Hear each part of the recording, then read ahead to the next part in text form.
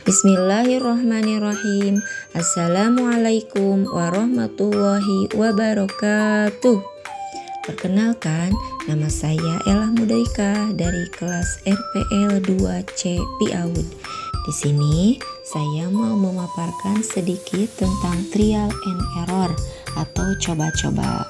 Trial and error adalah cara belajar di mana anak mencoba berbagai tindakan atau solusi untuk menyelesaikan masalah. Lalu belajar dari kesalahan atau error hingga menemukan cara untuk berhasil. Jadi, anak itu mencoba dan mencoba dengan berbagai tindakan untuk menemukan solusinya hingga menemukan cara untuk berhasil. Ciri-ciri trial and error pada anak usia dini. Yang pertama, aktif mencoba berbagai kemungkinan. Contohnya, diulang-ulang walaupun gagal. Gagal 1-2 kali nggak bikin kapok, dia ulang cara yang sama.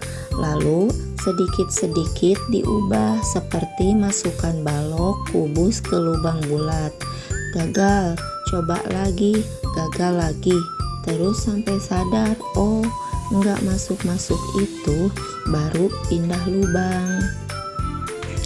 Yang kedua, ciri-ciri trial and error pada anak usia dini adalah tidak langsung berhasil, yaitu gagal dulu baru berhasil. Contohnya, kognitifnya, kita main puzzle yuk, gambar sapi, masukkan ke papan. Proses errornya, salah satu, ambil kepala sapi, tempel ke badan ayam, kok gak masuk ya? Salah yang kedua, dipaksa atau ditekan-tekan, aduh susah ya, gak masuk-masuk. Salah yang ketiga, diputar-putar ke kepalanya, ini ada tanduknya juga. Nah, yang keempat, benar, lihat gambar utuh di kotaknya dulu, baru cocokin, oh ini pas ya.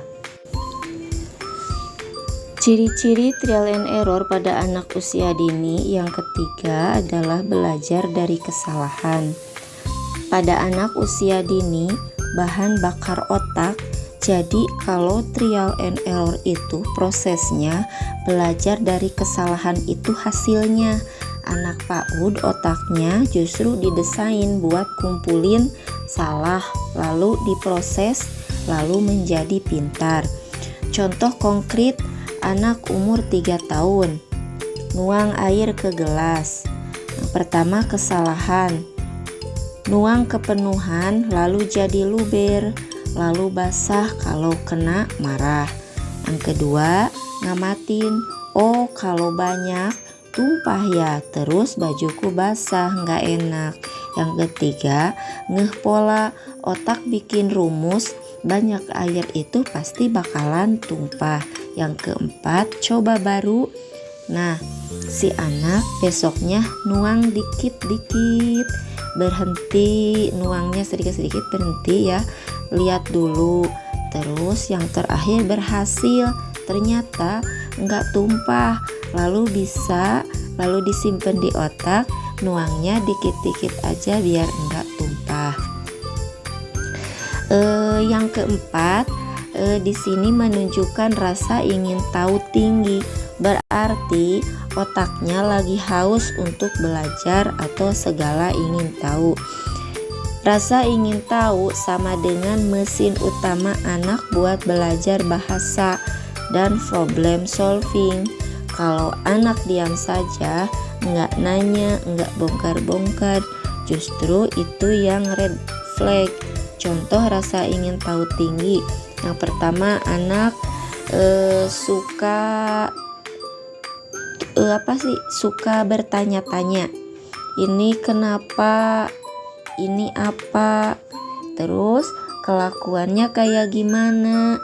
Yaitu anak sehari bisa 50 kali nanya, dari mulai kenapa langit itu biru, Terus yang ketiga, kenapa ini penting buat bahasa? Karena nanya itu adalah latihan sintaksis. Kalimat tanya jadi nambah kosakata dari jawaban kita ya. Selanjutnya, ciri-ciri trial and error yang terakhir yaitu kadang mengulang-ulang percobaan, yaitu anak lagi mastiin pola di otaknya. Jadi di otaknya itu belum percaya sama satu kali kejadian, dia harus ngulang 5-10 kali baru yakin. Misalnya, kenapa anak suka ngulang-ulang Bu Ibu? Yang pertama, ngetes konsistensi. Misal, tadi gini, apa besok juga bisa ya? Lalu otak bikin rumus.